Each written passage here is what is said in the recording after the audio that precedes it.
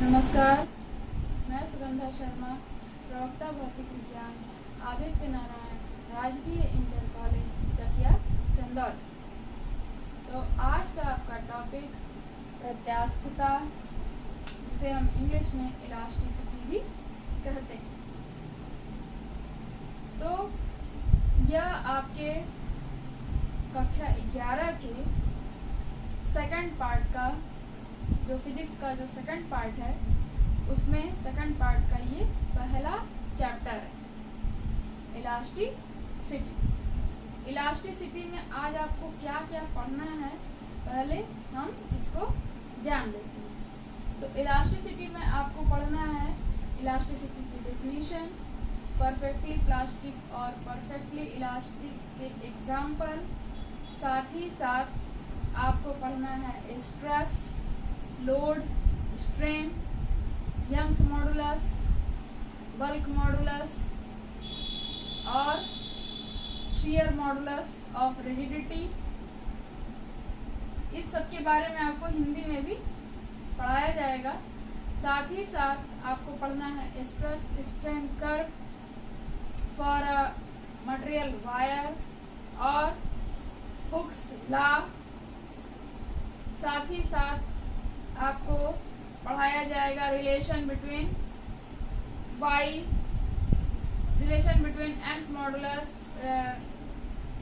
Young's modulus, bulk modulus and modulus of rigidity. और फिर आपको पढ़ाया जाएगा पॉइसन रेशियो और लिमिटेशन ऑफ पॉइसन रेशियो, और साथ ही साथ इलास्टिसिटी के एग्जाम्पल, जो कि आप दैनिक जीवन में देखते हैं। तो ये चीज़ें आज आपको पढ़ाई जाएंगी।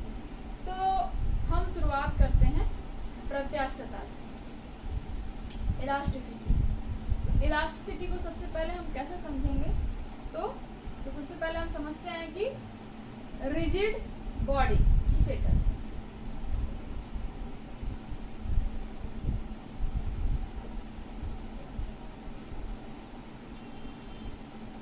रिजिड बॉडी को हम बोलते हैं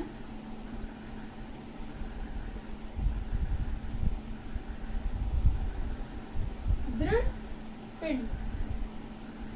दृढ़ पिंड के बारे में आप लोगों को फर्स्ट पार्ट में, जो इसका फर्स्ट पार्ट है, उसके बारे में, उसमें आपको दृढ़ पिंड के बारे में विस्तार से बताया जाएगा। अभी इलास्टिसिटी क्योंकि आपका टॉपिक है, तो उसमें हम दृढ़ पिंड को ब्रीफली डिस्क्राइब कर देते हैं। तो दृढ़ पिंड क्या होता है? Rigid body. रिजिड बॉडी क्या होता है कि जब कोई बॉडी है, जब हम उसको रिजिड कब कहते हैं कि जब हम उस पर एक्सटर्नल फोर्स अप्लाई करते हैं, यानी कि एक्सटर्नल मतलब बाहरी बल उस पर लगाते हैं उस बॉडी पर, तो उसके जो कंस्टिट्यूएंट्स पार्टिकल्स हैं उस बॉडी के, रिजिड बॉडी के, उनके बीच का डिस्टेंस जो है वो अनअल्टर्ड रहता है, अर्थात उसमें कोई भी चेंजिंग, उनके बीच में जो डिस्टेंस है उसके बीच में कोई भी चेंजिंग नहीं आती है। तो जब उनके बीच में कोई चेंजिंग नहीं आएगी, दैट मीन्स कि बॉडी क्या है, वो रिजिड है और उसके साइज, शेप, आकार और वॉल्यूम में कोई भी अंतर नहीं आता है। तो दृढ़ पिंड के बारे में आज आप लोगों ने जाना। ये देखिए आप, दृढ़ पिंड, जैसे कि ये आपका रिजिड बॉडी है, दृढ़ पिंड है। अब इसमें जब हम एक्सटर्नल फोर्स अप्लाई करते हैं, मतलब बाहरी बल लगाते हैं, ये आपका F है,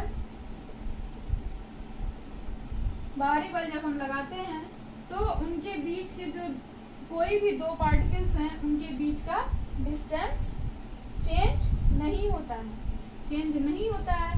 दैट मीन्स कि चाहे हम कितना भी फोर्स अप्लाई कर रहे हैं रिजिड बॉडी के शेप में, shape, volume, size of rigid body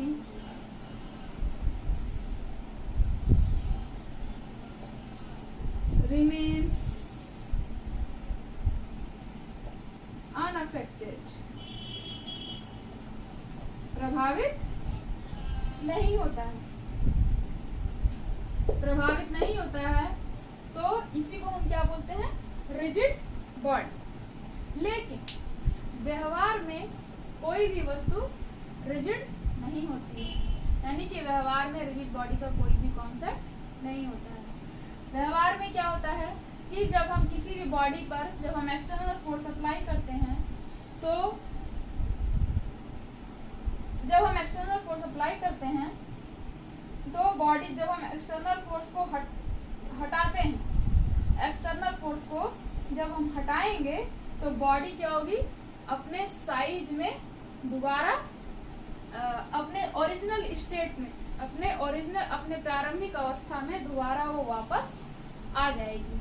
तो इसी को क्या कहते हैं हम, तो इस तरीके से ये कहा जाता है कि जब व्यवहार में कुछ भी रिजिड बॉडी नहीं होता है, यानी कि जब हम किसी मटेरियल बॉडी पर जब हम एक्सटर्नल फोर्स अप्लाई करते हैं तो बॉडी फिर से अपनी, जब हम एक्सटर्नल फोर्स को हटाएंगे तो बॉडी फिर से अपने ओरिजिनल स्टेट में आ जाएगी। तो इस तरीके से हम क्या कर सकते हैं,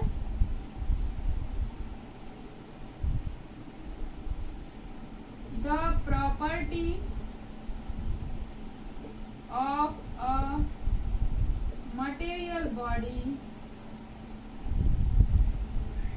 the property of a material body to recover मतलब दोबारा प्राप्त कर ले, to recover its original state, अपने पुराने अवस्था को, प्रारंभिक अवस्था को दोबारा प्राप्त कर ले, on the removal of external forces, on the removal of external forces which it may be subjected, जो कि एक्सटर्नल फोर्सेस पे अप्लाई किया गया है, is called elasticity। इसी को क्या कहते हैं, प्रत्यास्थता कहते हैं। यानी कि किसी मटेरियल बॉडी का वो गुण जब एक्सटर्नल फोर्सेस पर से हम हटाते हैं, रिमूवल हटाते हैं, तो बॉडी अपने पुरानी प्रारंभिक अवस्था में दोबारा आ जाती है। तो इसी गुण को क्या कहते हैं हम, इलास्टिसिटी कहते हैं। तो इस तरह से आपने जाना कि इलास्टिसिटी क्या है। तो अब हम पढ़ेंगे परफेक्टली इलास्टिक, पूर्ण सुघट्य वस्तुएं। Perfectly elastic, perfectly elastic. Perfectly elastic का क्या मतलब, परफेक्टली इलास्टिक हम कब कहेंगे, यानी कि जब किसी मटेरियल बॉडी पर जब हम एक्सटर्नल फोर्स अप्लाई करते हैं, डिफॉर्मिंग फोर्स, मतलब डिफॉर्मिंग फोर्स मींस विरूपक बल, विरूपक बल जब हम उस पर अप्लाई करते हैं, डिफॉर्मिंग फोर्स अर्थात कि जब ऐसा फोर्स जिसके कारण उसके शेप में चेंजिंग हो जाए, तो उसके आकार में चेंजिंग हो जाए। तो यानी कि जब हम किसी मटेरियल बॉडी पर डिफॉर्मिंग फोर्स जब हम अप्लाई करते हैं और उसके बाद विरूपक बल अप्लाई करते हैं, फिर विरूपक बल को हम हटा लेते हैं, तो बॉडी क्या करती है, अपने ओरिजिनल स्टेट में कंप्लीटली, मतलब पूरी तरह से वापस आ जाती है। अपने ओरिजिनल स्टेट में कंप्लीटली पूरी तरह से वापस आ जाती है। तो इसी वस्तु को हम क्या कहते हैं, परफेक्टली इलास्टिक। इसी को क्या कहते हैं, परफेक्टली इलास्टिक, पूर्ण सुघट्य। तो इस तरह से वो बॉडी जो कि पूरी तरह से अपने ओरिजिनल स्टेट में आ जाए, जब हम विरूपक बल हटा लेते हैं, तो उस बॉडी को हम क्या कहेंगे, परफेक्टली इलास्टिक बॉडी, पूर्ण सुघट्य वस्तुएं। पूर्ण सुगठ्य वस्तुएं सब। उसके बाद से आपका एक दूसरा टॉपिक है इसी में, perfectly plastic. Perfectly plastic, perfectly plastic का क्या मतलब है? परफेक्टली प्लास्टिक वस्तुएं, परफेक्टली प्लास्टिक का वस्तुएं का क्या मतलब है? ऐसी मटेरियल बॉडी कि जब हम उसमें कोई विरूपक बल लगाते हैं तो बॉडी अपने ओरिजिनल स्टेट में, जब हम विरूपक बल हटा भी लेते हैं तो बॉडी अपने ओरिजिनल स्टेट में वापस नहीं आ पाती है और पूरी तरह से वह पूरी तरह से वह दूसरे स्टेट में, मतलब दूसरी अवस्था में चली जाती है। तो ऐसी वस्तुओं को क्या कहते हैं हम? Perfectly plastic. तो अब परफेक्टली इलास्टिक और परफेक्टली प्लास्टिक का एग्जाम्पल भी समझ लेते हैं हम। तो परफेक्टली, और हाँ, व्यवहार में कोई भी वस्तुएं परफेक्टली इलास्टिक नहीं हो सकती हैं और ठीक इसी तरह कोई भी वस्तुएं परफेक्टली प्लास्टिक भी नहीं हो सकती हैं। लेकिन कुछ परफेक्टली प्लास्टिक इलास्टिक का एग्जाम्पल जो कि इससे काफ़ी हद तक ये परफेक्टली इलास्टिक के रूप में इसको बोला जा सकता है। तो वो क्या है?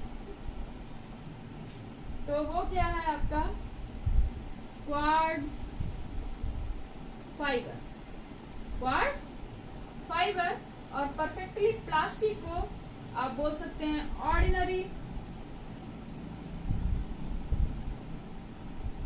ऑर्डिनरी पुट्टी, या फिर मिट्टी का गोला भी आप बोल सकते हैं। जब मिट्टी को गीला करके जब हम उसका गोला बनाते हैं, उसको भी जब आप फेंकेंगे तो अपने ओरिजिनल स्टेट में वापस नहीं आएगा। दैट मीन्स वो परफेक्टली प्लास्टिक होता है, चाहे हम डिफॉर्मिंग फोर्स कितना भी कम रखें या अधिक रखें। तो बच्चों, अब हम इस टॉपिक में बात करेंगे लोड, भार, स्ट्रेस, प्रतिबल और स्ट्रेन, विकृति। ये है आपका next topic, load, stress, strain. Stress को बोलते हैं हम प्रतिबल और स्ट्रेन को बोलते हैं हम विकृति। और ये हुआ आपका लोड।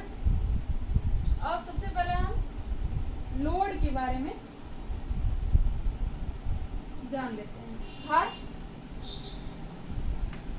लोड, जब हम किसी मटेरियल बॉडी पर एक्सटर्नल फोर्स अप्लाई करते हैं जिसके कारण कि उसका शेप में चेंजिंग आ जाती है, वो डिफॉर्मिंग फोर्स की तरह अप्लाई होता है, यानी कि विरूपक बल की तरह अप्लाई होता है उस बॉडी पर। तो उसके बॉडी के शेप में चेंजिंग आ जाती है, तो उसी को हम कहते हैं लोड। जैसे कि ये आपका मटेरियल बॉडी है, ये इसका अपना एक वेट है मटेरियल बॉडी का। अब हम इस पर एक्सटर्नल फोर्स अप्लाई कर देंगे तो वो क्या कहलाएगा साथ में। तब अगर हम इस पे यहाँ पे कोई एक्सटर्नल फोर्स अप्लाई कर देते हैं तो ये बॉडी के शेप को क्या करेगा? चेंज करेगा। तो इसी को कहते हैं हम लोड। अब इसके बाद आपको पढ़ना है स्ट्रेस, प्रतिबल।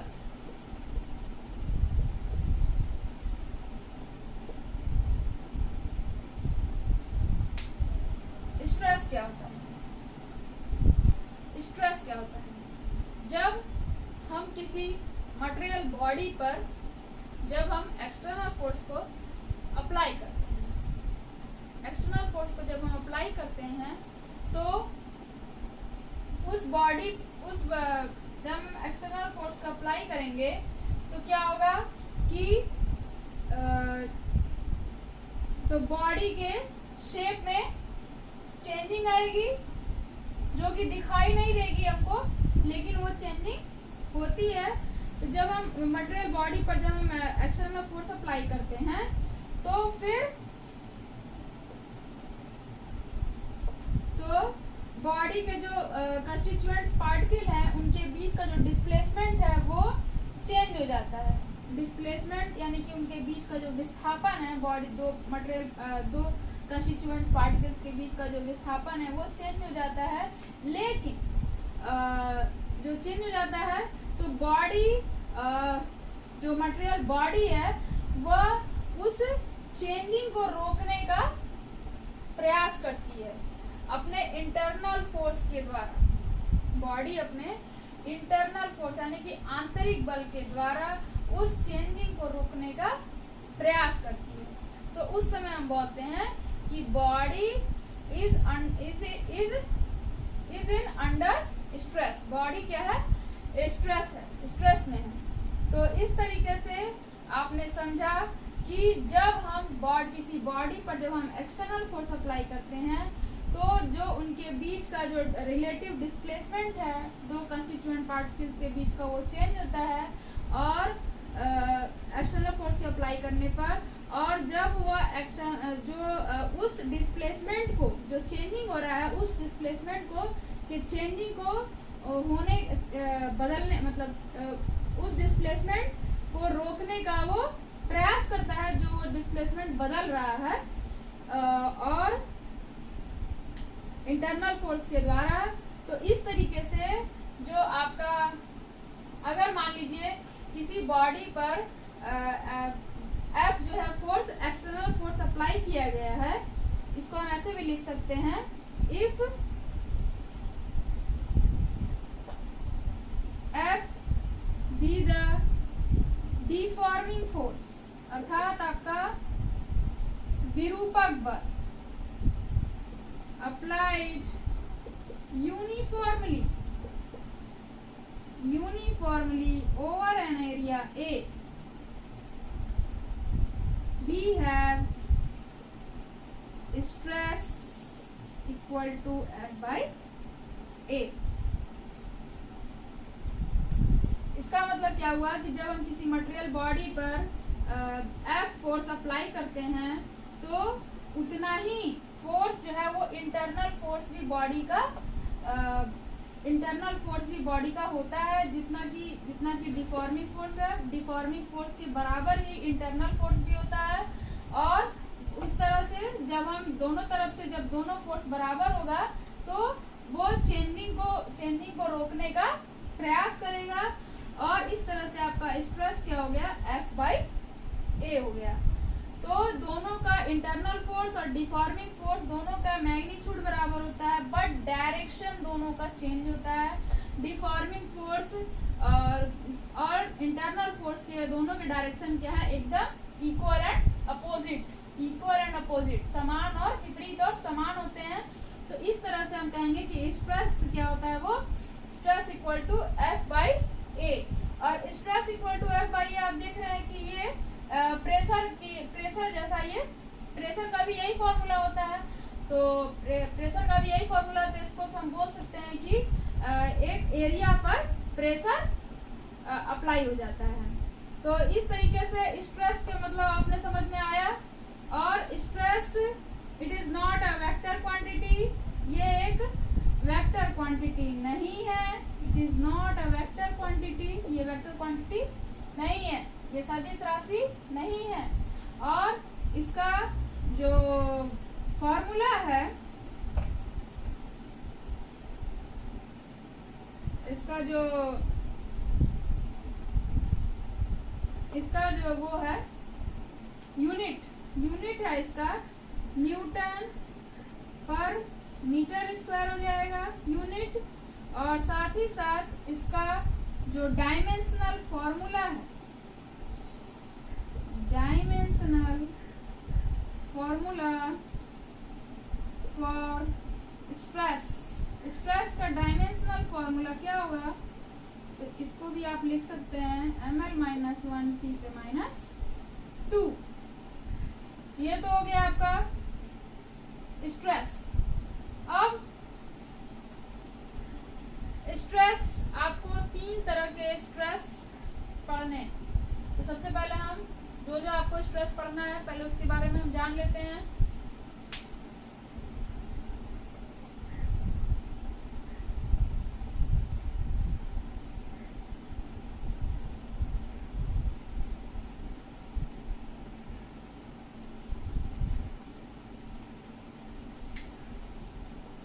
पहला है आपका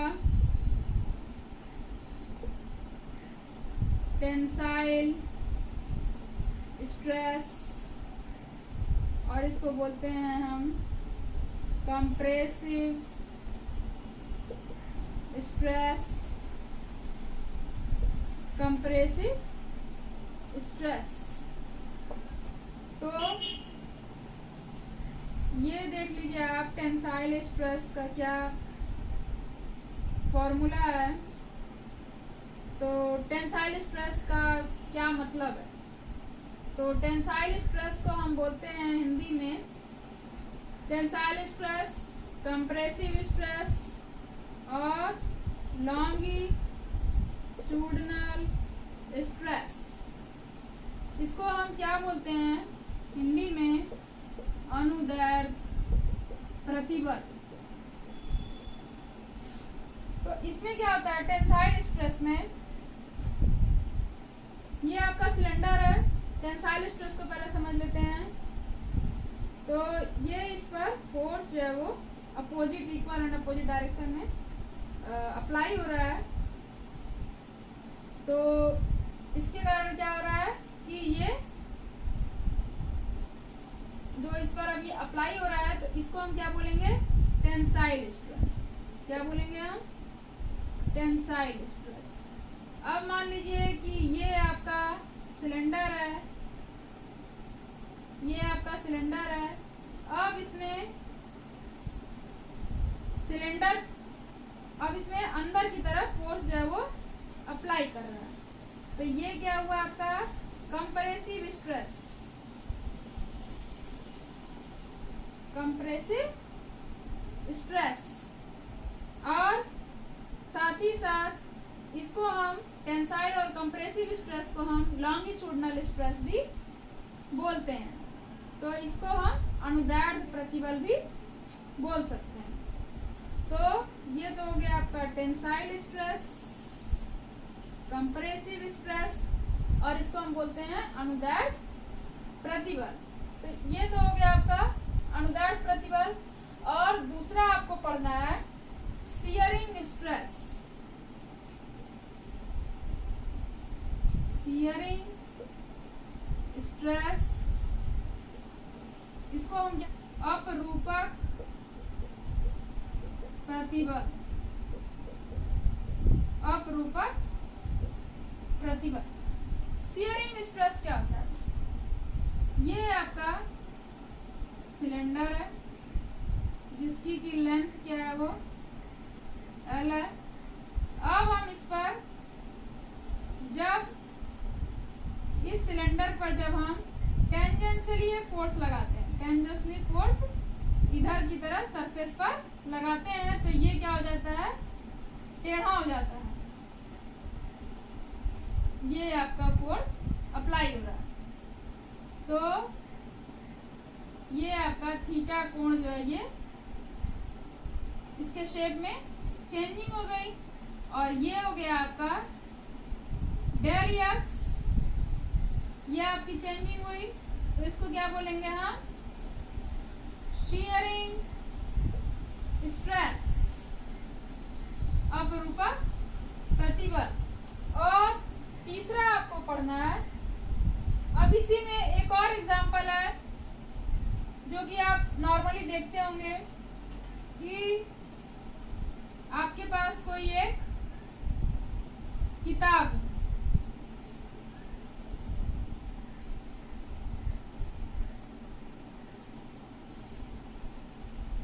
किताब है और इस पर हम, ये आपका किताब है और इसके हम ऊपरी वाले सरफेस पर टेंजेंशियली फोर्स अप्लाई करते हैं। तो किताब का जो ऊपरी हिस्सा है वो आगे की तरफ चला जाता है। जो ऊपरी हिस्सा है वो आगे की तरफ चला जाएगा क्योंकि हम इधर की तरफ इसमें फोर्स अप्लाई किए हैं, तो ये भी क्या है, शीयरिंग स्ट्रेस का ही एग्जाम्पल। अब दूसरा आपको पढ़ना है सबसे लास्ट में आपको क्या पढ़ना है, टेंसाइल स्ट्रेस, शीयरिंग स्ट्रेस। अब इसके बाद हाइड्रोलिक स्ट्रेस। हाइड्रोलिक स्ट्रेस या फिर हम इसको बोल सकते हैं आयतन प्रतिबल। आयतन प्रतिबल, इसमें ये एक सॉलिड बॉडी है, अब तक जितने भी प्रतिबल थे वो सब आपके सॉलिड में ही थे। ये आपका सॉलिड बॉडी है, जब हम इस पे एक्सटर्नल फोर्स अप्लाई कर रहे हैं, ये आपका एक्सटर्नल फोर्स है, एक्सटर्नल फोर्स अप्लाई कर रहे हैं, तो इसके वॉल्यूम में क्या होगा, चेंजिंग हो जाएगा। तो इसका वॉल्यूम क्या है, समान रूप से कंप्रेस हो जाएगा, मतलब छोटा हो जाएगा। तो इसी को क्या बोलते हैं हम, आयतन प्रतिबल। अब क्योंकि ये आपने 3 तरह के स्ट्रेस जो है वो पढ़े, अब जब हम बॉडी में जब हम डिफॉर्मिंग फोर्स जब अप्लाई करते हैं तो उसमें स्ट्रेस होता है बॉडी में, tensile stress, compressive stress, longitudinal stress. तो बॉडी के जब हम उस पर एक्सटर्नल फोर्स अप्लाई करते हैं तो बॉडी के शेप में चेंजिंग आती है। जैसे आप इस एग्जांपल में ही आप देखिए कि बॉडी ये जो है वो एक बार या तो लंबी खिंच रही है और दूसरी बार क्या हो रहा है कि ये छोटी हो रही है।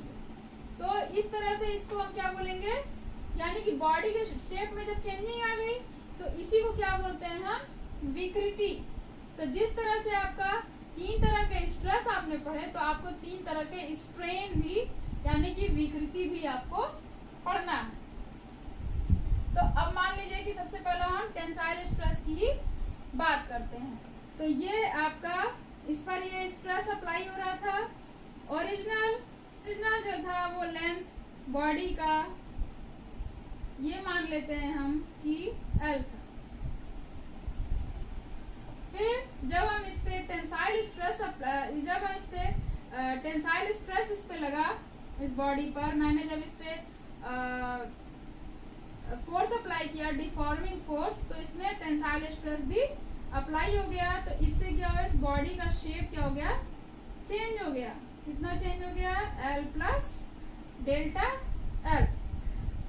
तो अब हम बात करेंगे लॉन्गिट्यूडिनल स्ट्रेस था क्योंकि ये, तो ये क्या हो गया, लॉन्गिट्यूडिनल स्ट्रेन,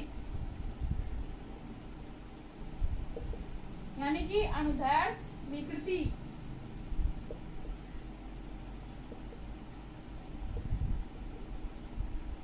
इसको कैसे हम लिखते हैं, delta L upon L।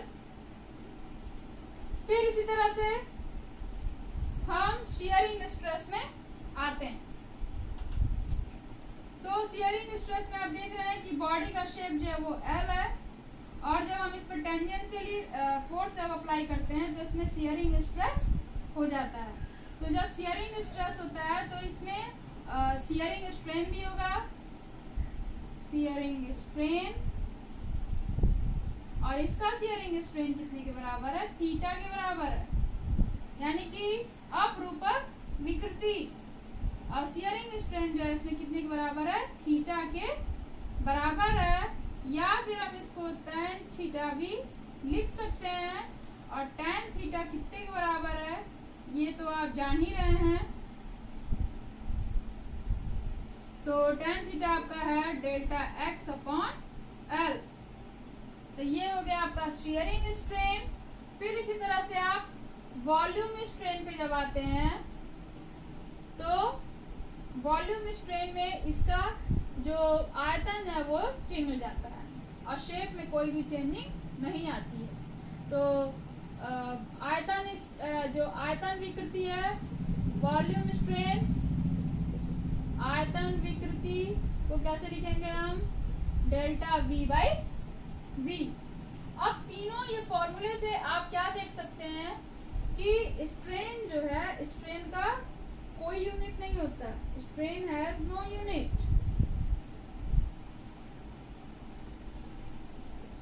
It is mere a number, या केवल एक नंबर है। तो इस तरह से आपने पढ़ा स्ट्रेस, स्ट्रेन, स्ट्रेस के 3 प्रकार, स्ट्रेन के 3 प्रकार। तो आपका नेक्स्ट टॉपिक है हुक्स लॉ, हुक का नियम।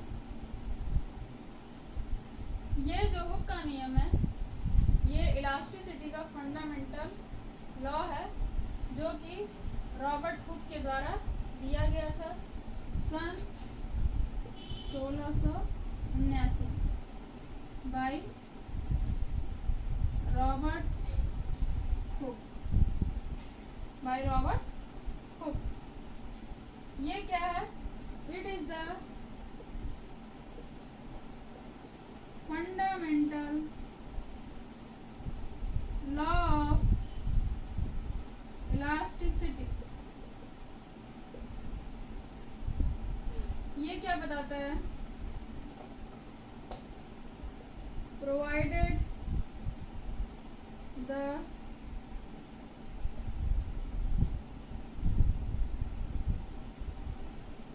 लघु विकृतियों की सीमा के भीतर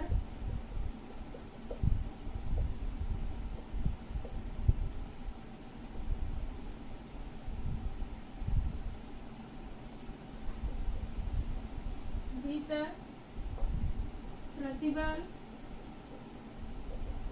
विकृति के अनुक्रमानुपाती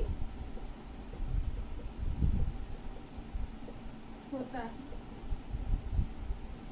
यानी कि provided the strain is small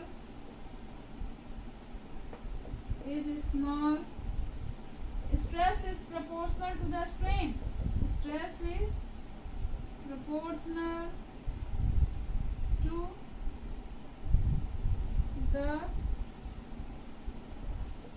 strain।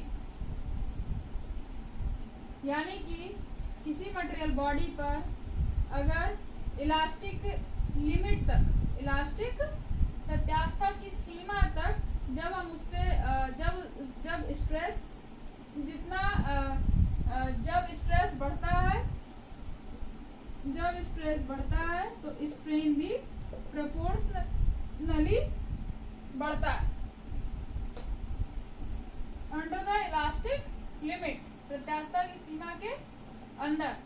और इसको जब ये प्रोपोर्शनलिटी हम हटाते हैं तो इसको हम क्या बोलते हैं?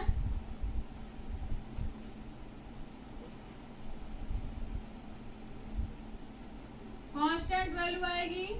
This constant is called modulus of elasticity, यानी कि प्रत्यास्थता गुणांक, प्रत्यास्थता गुणांक। और ये जो प्रत्यास्था गुणांक है इसका यूनिट किसके बराबर होगा? जो कि स्ट्रेस का यूनिट होगा वही इस प्रत्यास्था गुणांक का भी यूनिट होगा, क्योंकि स्ट्रेन जो होता है वो उसका कोई भी यूनिट नहीं होता है, वह एक नंबर होता है। तो इस तरह से आपने जाना कि हुक्स लॉ क्या। अब आप समझेंगे कि इलास्टिक लिमिट यानी कि प्रत्यास्थता की सीमा।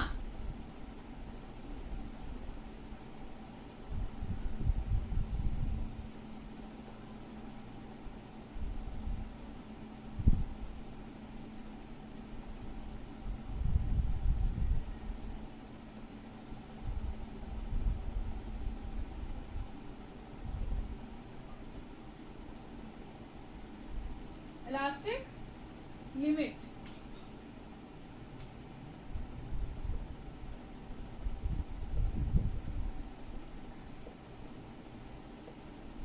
इलास्टिक लिमिट क्या होती है? प्रत्यास्थता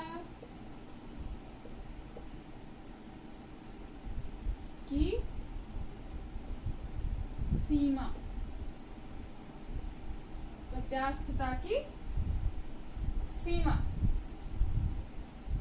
जब हम किसी सॉलिड बॉडी पर जब स्ट्रेस लगता है तो स्ट्रेन भी उसी अनुपात में बढ़ता है, जैसा कि आपको हुक के द्वारा बताया गया था। जब स्ट्रेस बढ़ेगा तो स्ट्रेन भी बढ़ेगा। फिर हुक के द्वारा बाय हुक्स लॉ ये आपको बताया गया था। और जब स्ट्रेन बढ़ाने पर जब स्ट्रेस बढ़ाने पर स्ट्रेन ना बढ़े, तो जब कोई मटेरियल बॉडी जब हुक्स लॉ फॉलो नहीं करेगा, तब वही जिस पॉइंट के बाद से जब वो हुक्स लॉ फॉलो नहीं करता है वो सॉलिड बॉडी, तो वही क्या कहलाता है, इलास्टिक लिमिट कहलाता है उस बॉडी का। ठीक है, तो यहाँ पे हम लिख सकते हैं the value of stress for which Hooke's law just ceases माने कमी, ceases to be obeyed, obeyed माने पालन करना, to be obeyed is called the elastic limit of the material means पदार्थ of the। अब आपका नेक्स्ट टॉपिक है behaviour of a wire और a bar under increasing stress. अर्थात हम तार पर कोई मटेरियल का तार है और उस पर हम एक्सटर्नल फोर्स अप्लाई कर रहे हैं, तो स्ट्रेस और स्ट्रेन के बीच में जो कर्व खींचा गया है, जो ग्राफ खींचा गया है, उसका अध्ययन करना है इस चैप्टर में आपको। तो देखते हैं हम। तो सबसे पहले आप ये देखिए कि ये स्ट्रेन है एक्स एक्सिस पर, वाई एक्सिस पर स्ट्रेस है।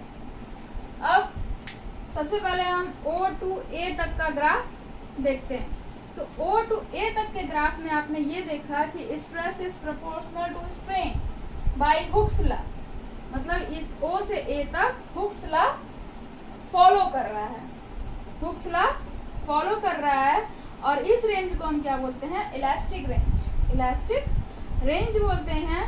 और ये A जो है वो आपका क्या है, इलास्टिक लिमिट है।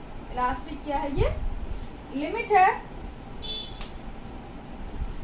इलास्टिक ये क्या है, लिमिट है। अब इसके बाद इलास्टिक लिमिट के बाद जब हम एक्सटर्नल फोर्स अप्लाई करते हैं तो स्ट्रेस बढ़ता है, तो साथ ही साथ स्ट्रेन उसके मुकाबले में ज़्यादा तेजी से बढ़ता है। कम ही स्ट्रेस में स्ट्रेन ज़्यादा बढ़ता है। तो इसको हमने ये दिखाया है, ये ऐसे, मतलब ये लीनियर नहीं है, ये लीनियर नहीं है, ये थोड़ा सा कर्व पार्ट है।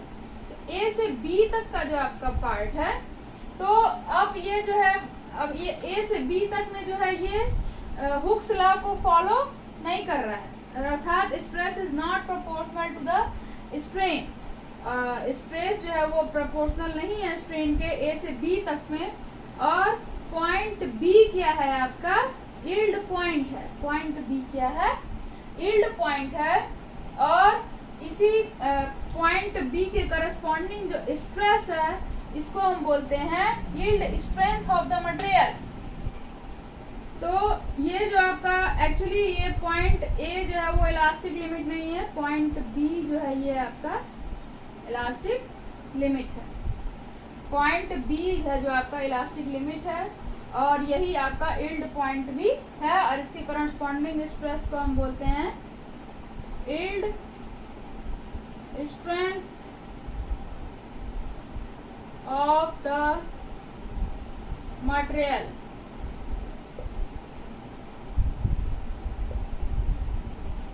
अर्थात इसका मतलब क्या है कि पॉइंट बी तक अगर हम क्योंकि ये पॉइंट बी तक तो हुक्स लॉ फॉलो नहीं कर रहा है, लेकिन अगर हम पॉइंट बी पर स्ट्रेस को जीरो कर दें, स्ट्रेस जीरो हो जाए, तब बॉडी अपने ओरिजिनल स्टेट में वापस आ जाएगी। पॉइंट बी तक बॉडी अपने ओरिजिनल स्टेट में वापस आ जाएगी। पॉइंट ए तक तो आपका इलास्टिक रेंज था ही, क्योंकि जब ये हुक्स लॉ फॉलो कर रहा था, लेकिन पॉइंट बी जो आपका यील्ड पॉइंट है, या इसके करस्पॉन्डिंग स्ट्रेस को हम बोलते हैं yield strength of the material.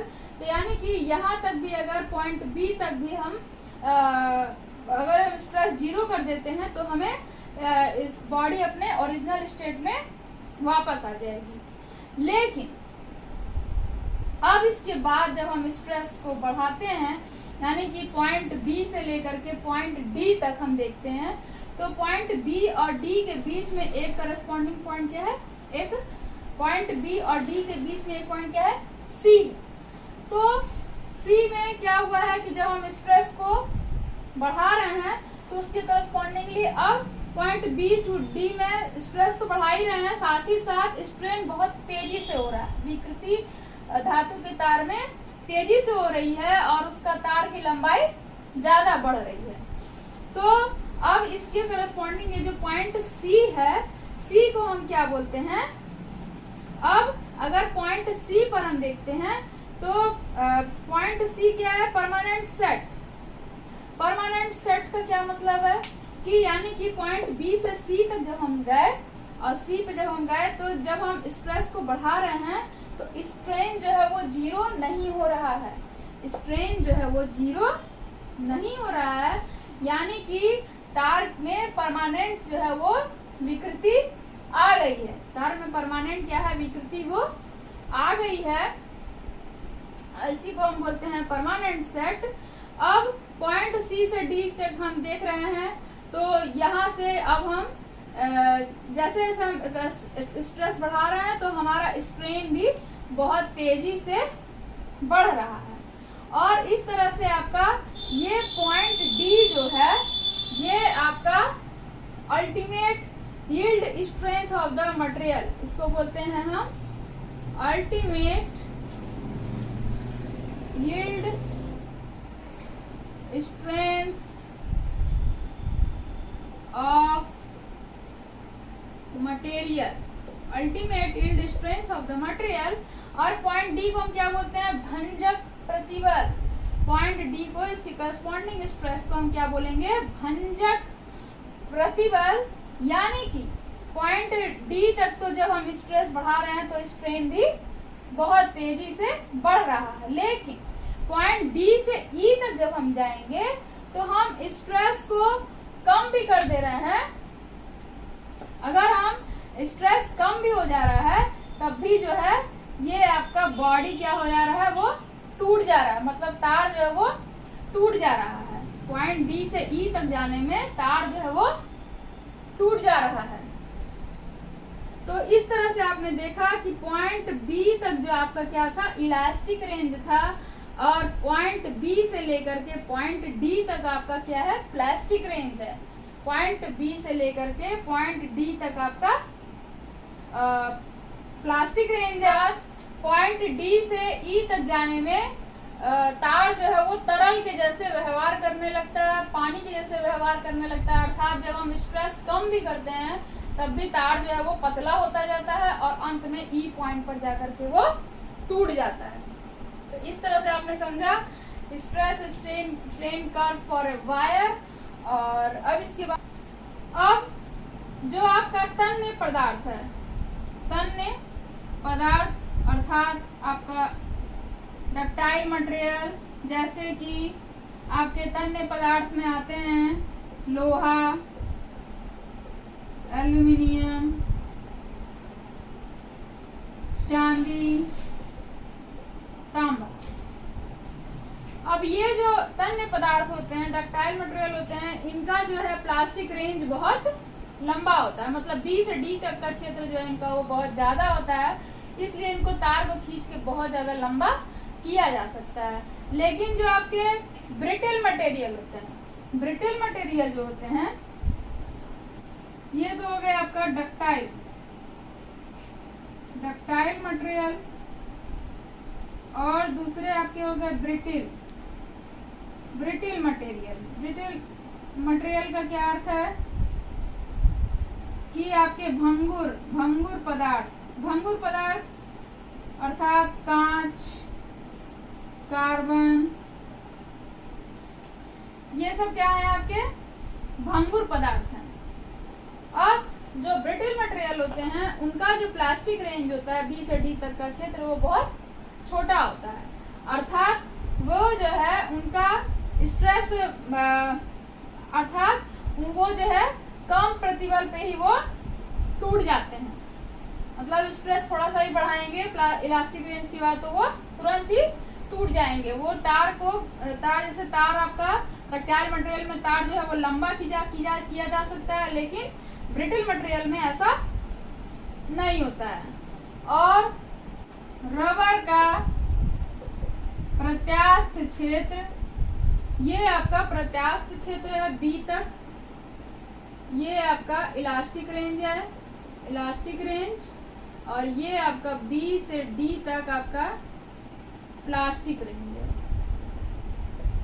तो आपका रबर का प्रत्यास्थ क्षेत्र नगण्य होता है,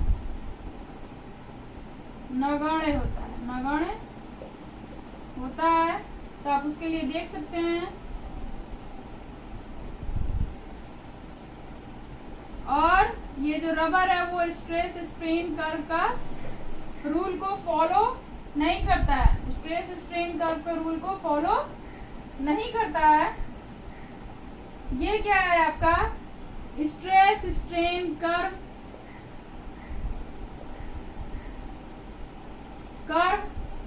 फॉर इलास्टिक टिश्यू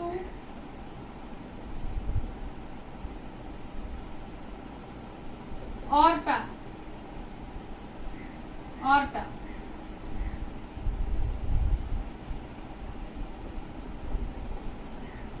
ऑर्टा क्या होता है?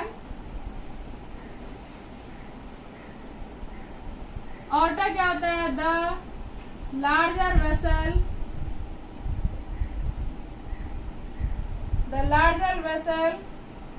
carrying blood from heart, तो ये तो हो गया रबर। ये रबर के जैसा होता है, बहुत ज्यादा इलास्टिक मटेरियल होता है। ये भी इसके लिए भी स्ट्रेस स्ट्रेन कर्व के रूल को ये फॉलो नहीं करता है, हुक्स लॉ को, और इसलिए इनका प्रत्यास्थ क्षेत्र नगण्य होता है। और इलास्टोमर क्या होता है?